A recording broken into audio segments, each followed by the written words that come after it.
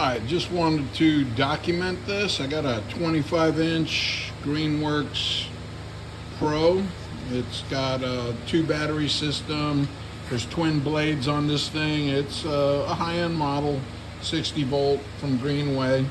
It's not even a year old, and just wanted to show you what happened to this thing.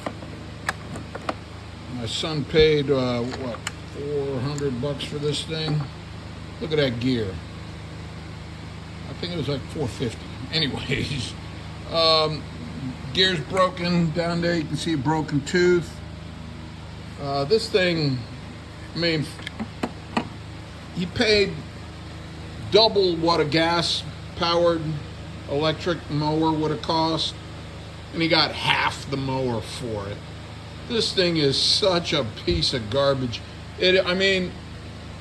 It's not heavy duty at all. It's so weak. You got to see the blades on this thing. They're like that thin, you know. They're like made out of sheet metal.